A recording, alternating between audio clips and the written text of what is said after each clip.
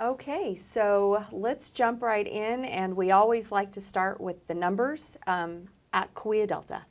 Well, I start at the state. Well, yes, you start at the Yes, state, yeah. but Start big picture, then kind of, yeah, 30,000, and I'll take yeah, it down to the okay. runway. So, yeah, a lot going on at the state, and I will take a moment to talk about the new four color tiered plan that the governor just rolled out. But with the numbers at the state level, we've now done 11.6 million tests on Californians. 712,000 of them have tested positive. So from beginning to, not the end, from the beginning of the pandemic, then that translates into an overall positivity rate of 6.1%.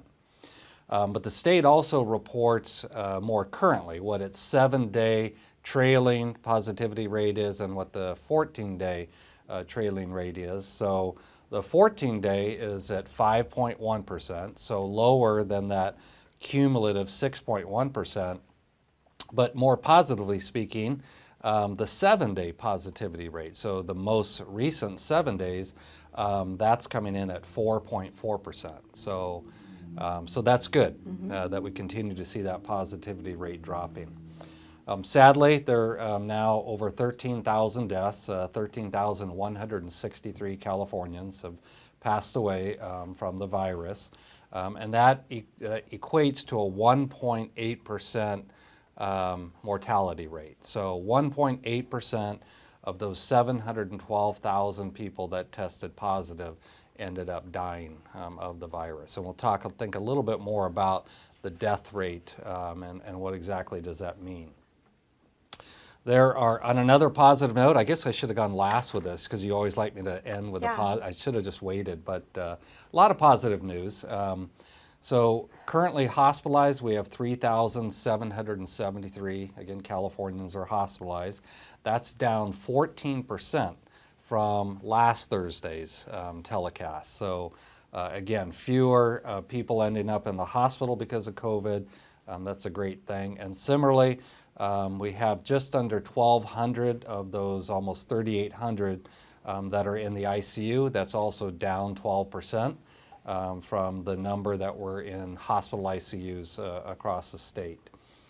And then with respect to healthcare workers, also similarly seeing kind of the numbers starting to decline there. We have just under 33,000 healthcare workers that, again, across the state that have contracted the virus, and 150 deaths. So those numbers are holding relatively steady.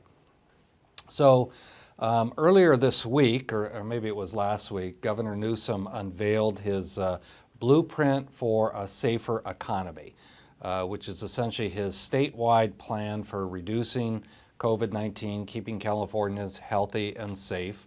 And that's been the thing about this virus. You know, it's been a continuous learning experience, very fluid, very evolving, the things that we're learning. So I know that's frustrating for people that, you know, it seems like the rules are changing all the time. And the reality is, yeah, they are, because we're learning more about this novel virus.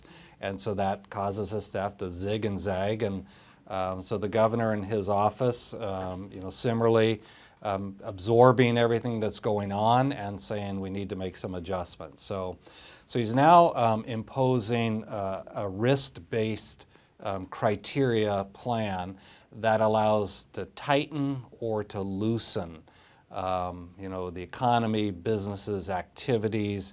Again, it's being measured county by county, and just like under the state monitoring system, you know, it's still, each county might be able to do more or less depending on what they're experiencing. And counties must now stay in a particular condition for a little bit longer period of time before they're allowed to move into maybe a looser category. So, and I apologize if many of you have done a lot of reading about this, but you know, I wanted to kind of give some context as I move into the county discussion, you know, where we are today and where we hope to be. So there are 4 tiers, each has a color. So tier 1, which is the purple color, And that indicates that there's widespread risk in your county. And the way they measure it, they're now really focusing on just two metrics.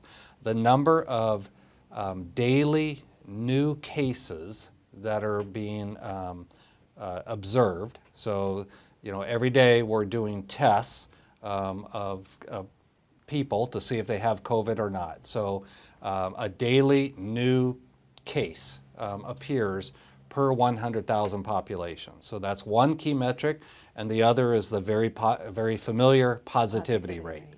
The numerator, those that tested positive; the denominator, the number of tests we did.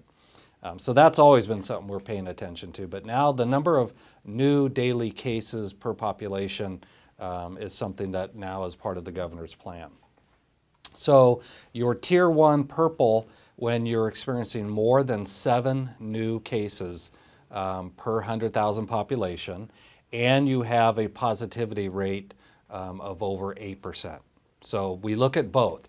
In fact, a question came up, well, what if you have a really low positivity rate that would put you in one tier, but you have a higher number of new daily cases that puts you in a different tier? The answer is you go into the stricter tier.